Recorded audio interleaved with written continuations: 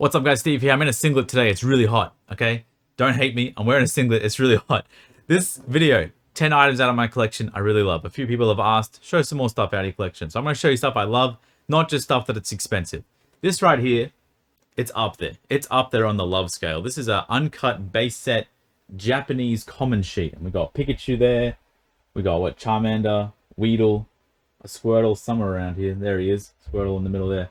Yeah, it is quite amazing. Usually uncut Japanese sheets, most people only have them with one quadrant, but I have a full one and I've only ever seen like one or two in the world. So I'm super happy to have this. I got it for around $1,000 in 2021. I think so.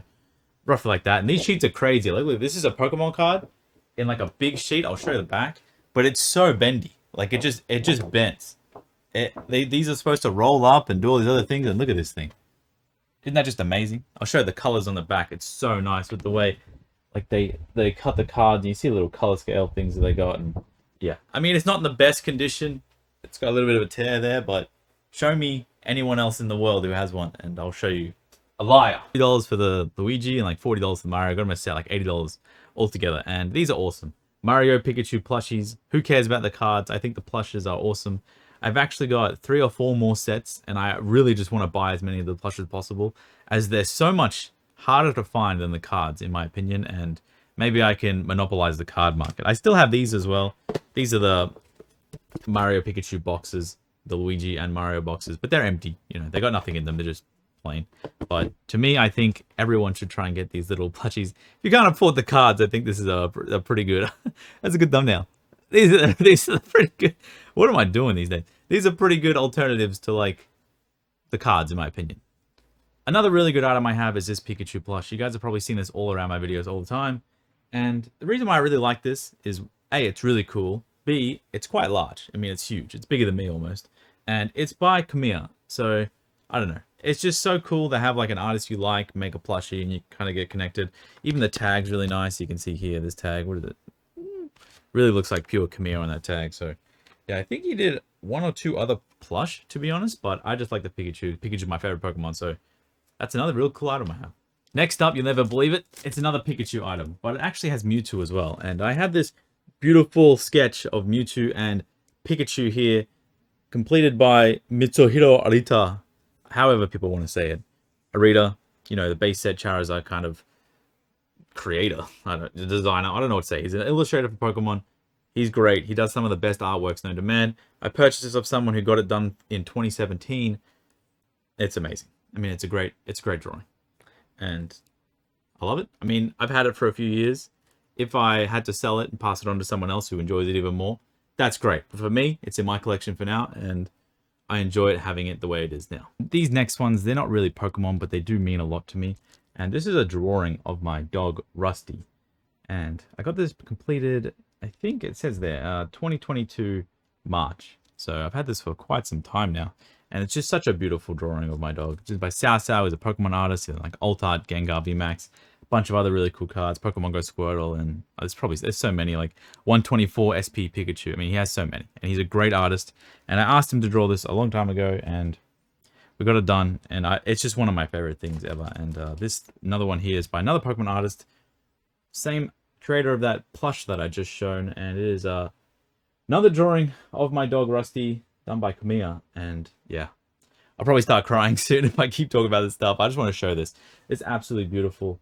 Let me see if I can shine some light on this to get some texture depth. It is it's just crazy that he actually managed to put this to light. Just 4 different pictures of my buddy kind of like chilling, and it's all kind of tied together. That's my cat in the background. That's Honey. She only has one eye. So yeah, and it all kind of ties together, and there's like a little bit of a love heart. Almost pooped myself.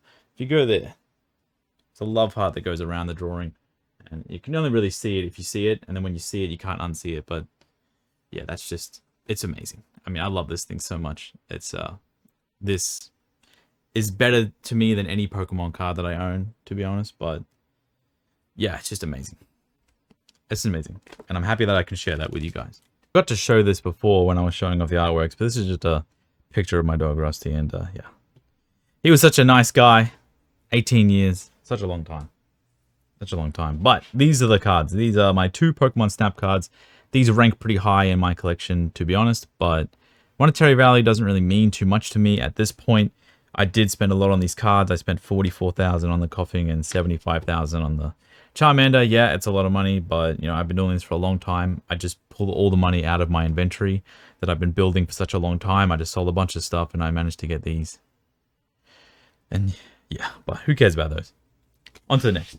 Now, these next 4 cards, they mean a lot to me, and I spent a long time searching for them. These are #1 trainer cards from Japanese regional tournaments over the last 10 years. So this is X and Y, Sun and Moon, Sword and Shield, and Black and White, and they're just absolutely amazing. Around 40 copies of each of these cards, and yeah, they're really, really hard to get. They don't even call them #1 trainers. They just call them the name, and then down the bottom is just a stamp. It just says champion, champion, champion, champion.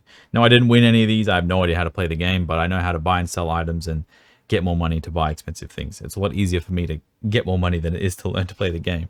And I just want to add this in. This is another, it's not really a #1 card, but there's less of these than each of those #1 cards. So this, you had to be really good to be able to get a national tournament master key.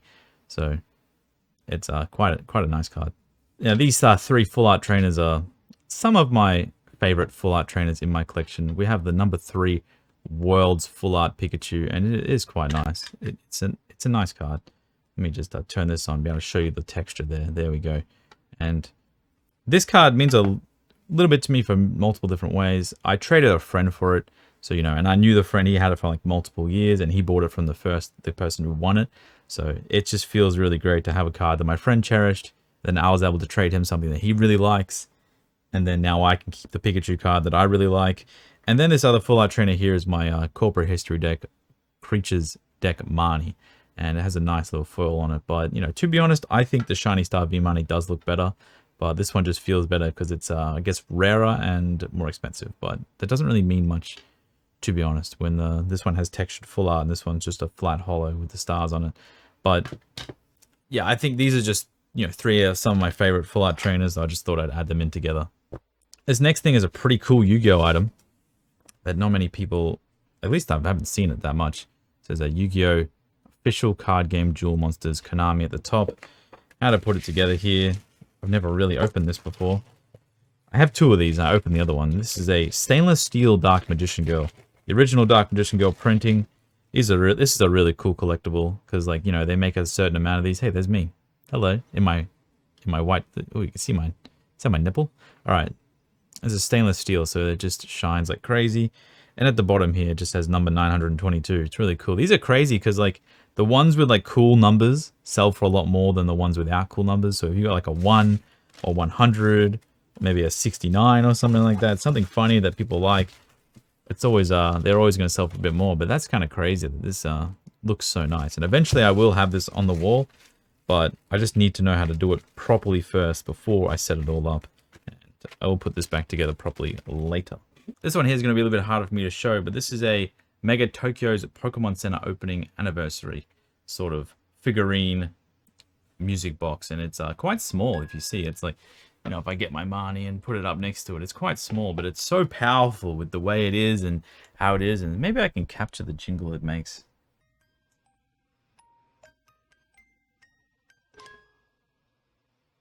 Playing the Pokemon Center theme, obviously. You should know that. But yeah, this is one of my favorite things in my collection just because of how amazing it is. Doesn't spin that fast. But it's awesome. Just to finish this off,